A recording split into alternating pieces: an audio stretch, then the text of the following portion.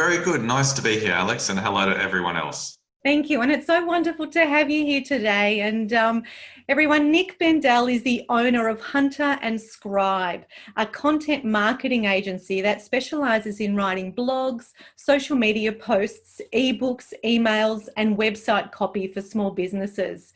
You're incredible, Nick. I've loved following you and you're such an inspiration. So a huge welcome to you here today.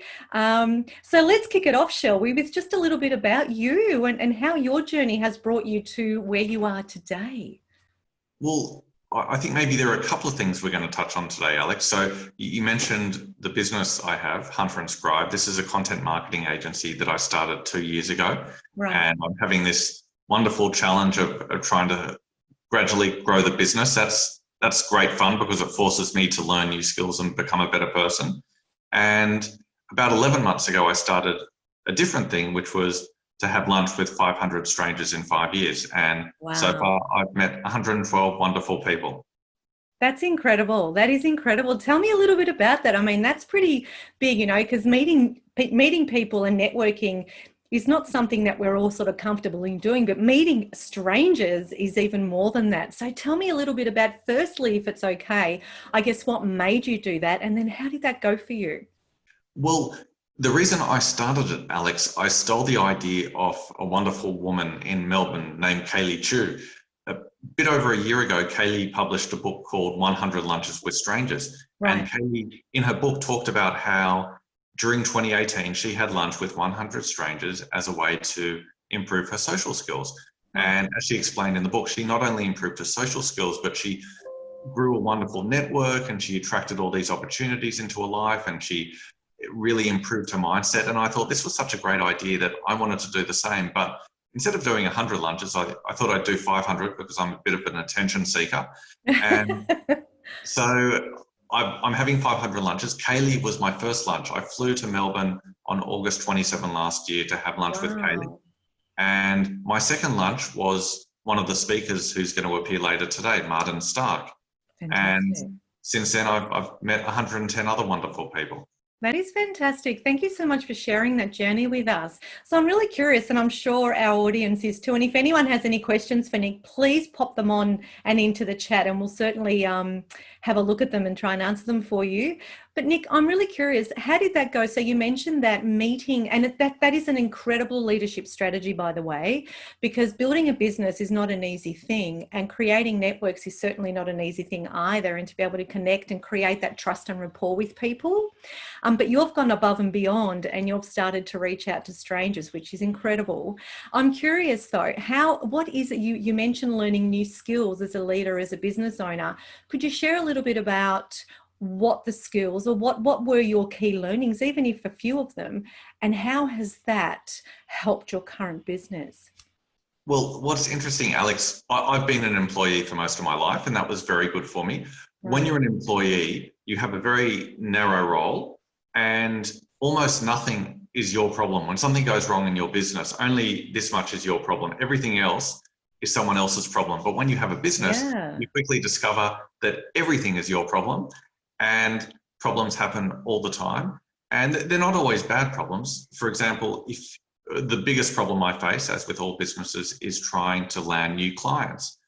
But then when you get a client, which is wonderful, you then create another problem for yourself. How do you service the client? How do you invoice the client? How do you manage the staff who are servicing the client? How do you pay their wages? So you're just constantly solving problems, and that forces you to learn new skills, because if you want to keep overcoming all these obstacles that get placed in front of you, you have to keep learning new skills in order to find your way over those obstacles. So I've learned how to become, I think, more creative, how to become a better thinker, how to become a better problem solver.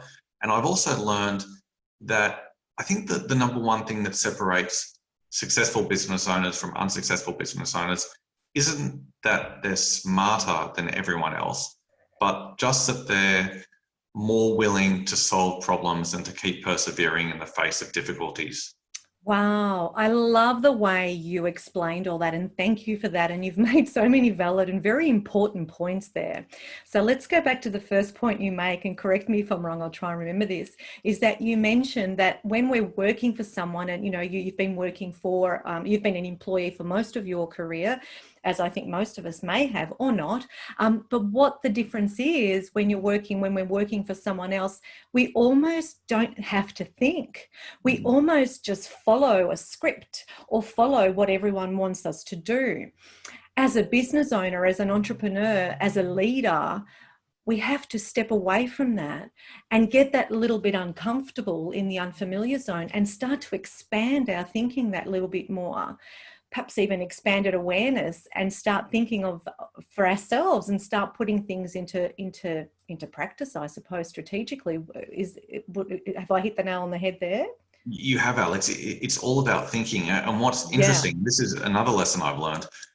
It's not just, you don't just have to do thinking for yourself or for your staff. I've also learned that clients want you to do thinking for them, and clients want you to show leadership. That's part of why they're paying you. When I started the business, I didn't realize that. So I would be very passive in my interactions with clients. I would just give them information and leave them alone. It took me a while to realize that they actually wanted me to be leadership and take them by the hand and guide them through the problem.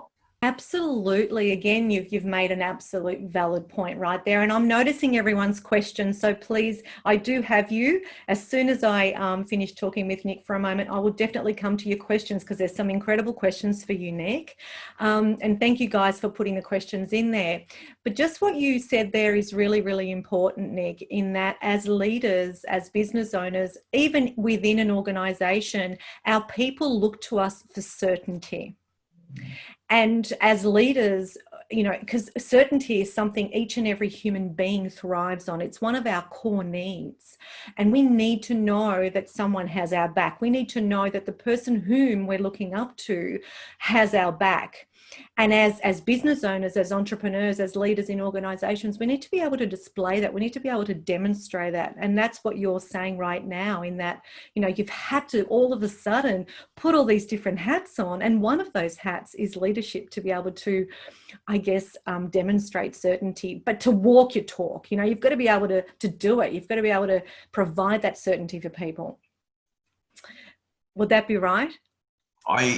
I like what you've said, Alex, because that's also one of the things I've learned. I've discovered at the moment, I've got, I think, 7 or 8 staff who I manage, and they're all wonderful people. So I'm very lucky about that. But I've learned that I can't just give them orders. I also need to guide them, and I need to give them a vision of where we're going as a company, and I need to inspire them, and I need to be positive. And it took me a while to learn that also, that they're not just looking for me to say, do X, do Y. They're looking for so much more than that. All right. So that's awesome. Fantastic. I'm just having a look here to see. All right. So we're all good. No other questions there. So Nick, oh, wow, you're so singing my song right now, all those beautiful words that you're using. And that's exactly right. It's about inspiring, it's about empowering, it's about allowing people to be leaders as well, and for them to be innovative, and for them to think for themselves, and for them to do stuff. And it's not just about you telling someone what to do, because I've got to tell you, people aren't going to do anything you want them to do unless you've built that rapport and unless you've empowered them even more. So you've hit so many beautiful nails right there. But if we can just go to the chat box, Nick, if that's okay, because we've got some phenomenal questions from some awesome people here. So I'm just going to, we've got a few actually. Now, I'm going to try and pronounce his name, and if I pronounce it wrong, please tell me. Agnieszka asks, how do you find those strangers, Nick? You choose who you want to meet and email them by asking them for lunch, or is it just ad hoc? It's more that first one. So Thank you for asking the question, by the way. Sorry. I look for people who, I find most of my people on LinkedIn, right. And I send a cold message to people who interest me. And there are generally a couple of reasons why someone might interest me. First, they have a particular background that I'm looking for. For example, I have never met a pilot, so I'm trying to meet a pilot. So I've sent all these invitations to pilots. None of them have replied. So I might target a particular group. And the second reason I might contact someone is I just look at their LinkedIn profile and they just seem to have done some really interesting things in life. And I figure, wow, I wouldn't mind meeting that person. That would be a really interesting lunch. Awesome. Thanks for answering the question. I trust that's answered your question, Aniska, and I'm sorry if I'm not pronouncing your name correctly.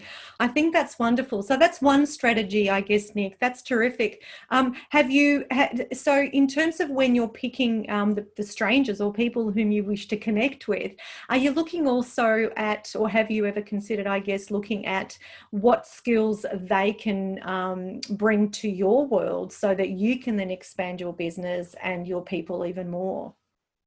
Well, I'm not trying to turn any of these people into clients, so I never look at it from that perspective. Some of the people I might have miscommunicated that. Sorry to interrupt you. What I mean is that we reach out to people who we want to learn from, and so each and every one of us have so many skills and qualities to bring.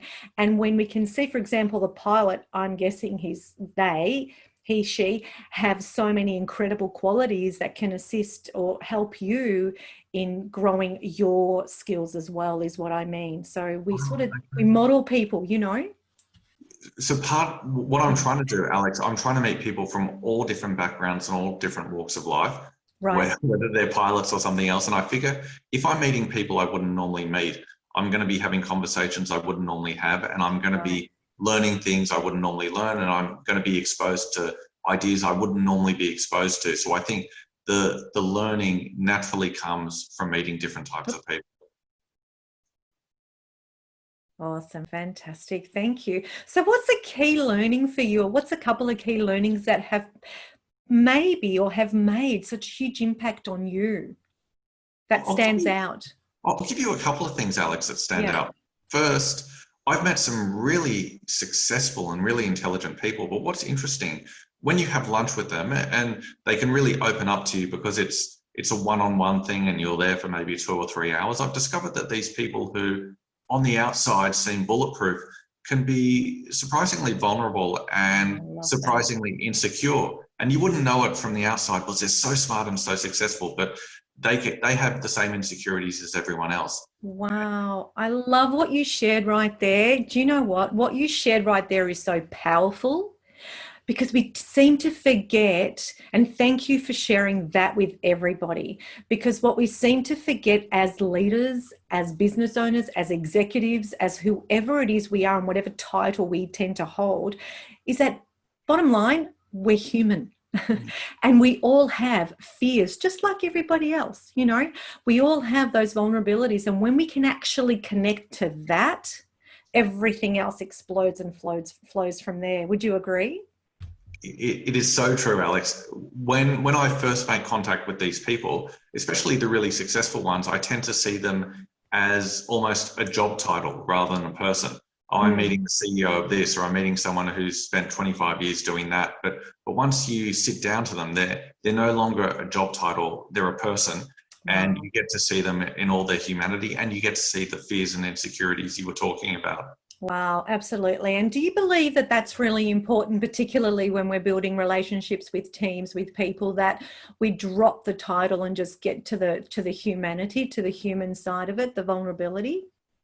I think so, because Alex, back when I was an employee, I had the fortune to work under some really great leaders, and I also worked for some appalling leaders, although you learn a lot from the appalling ones too. Yeah, good point. And I think maybe what separated the two, the good leaders are the people who really build that personal connection with you. And it's not a case of I'm the superior and you're the person down here. It's very much almost a relationship of equals. Whereas the bad bosses, they were the ones who really wanted you to know that they were up here and you were down there. And they didn't want it to be a relationship of two people. They wanted it to be a relationship of superior and subordinate. Right. I love that. Thanks for sharing that. That's incredible. And it's, you know, and I love what you said about learning from every leader, good or bad. And the bad leaders, and I don't like to call them that, because at the end of the day, we don't know what we don't know. And often with leaders, what happens is that they just get appointed a leader simply because they know the work, they know the technology, but leadership isn't about that at all. It's not about knowing the stuff. It's about connection. It's about being able to create engagement, to create change and you know, transformational change within your organization, really, to influence, I suppose. Yeah, I think, Alex, that good leaders understand that. Good leaders understand they need to build these connections in order to drive that sort of positive change. Absolutely. And a couple of people, Jenny and Carol, absolutely. It's about inspiring them as well and building that trust, because trust is key. You know, once we create that trust, everything else again flows from there, because we know, again, we're coming back to that certainty that we spoke about just a bit earlier, Nick, in that, you know, trust is a flow and effect from certainty. We open up, we're fine, we feel comfortable with our leaders, and to be able to just go for it. And we feel that we're looked after, that we matter. You know, so I'm just having a look through to see if there's one piece, just mindful of the time too, if there's one piece of advice, I suppose, that you can give, generally speaking, our audience here today, or leaders right now, what would that be? So I would say, in terms of networking, one of the things I've learned is that when you get out there and you start meeting people, it's amazing that everyone else around you looks at you as a leader. The mere act of meeting a stranger and getting out and about, people see that as an act of leadership. So you're not just learning from the people you meet. I think you're also demonstrating leadership just by meeting people. So I would encourage everyone to maybe build their network, start talking to more strangers. You'll learn a lot, but I think you'll also impress those people around you. I love that. Thank you so much. That's such wonderful advice. And another thing, you've hit on so many points today. I love chatting with you. One thing too, I think that you raised and is really key, is that just because we're leaders, or just because you're a leader, regardless of your title, once again, doesn't mean that there's no room for learning new skills. It doesn't mean that there's no room for you to make mistakes. It doesn't mean none of that matters. You know, it's okay to do that, because we're still human. Brings us back to that vulnerability. So when we display that quality, it makes us even more of a leader. Would you agree? Oh, so true, Alex. Again, I'm thinking back to the good leaders I've worked under and the not so good ones. The good leaders were the ones who were very happy to admit their mistakes and who were very quick to accept blame when anything went wrong. But the ones who weren't good leaders, they always wanted you to think they were infallible. And if anything went wrong, it was everyone else's fault but theirs. Yeah. That's really sad, isn't it? Thanks for sharing that, because that also makes them, it disconnects. It doesn't allow for connection. It doesn't allow for going up and approaching them, because they're so perfect in everyone's eyes. Yet really inside, they're just like everyone else. So it is really important. Thanks for sharing that. I have a question from Jenny. What's one thing that's changed Nick as a person, as a human?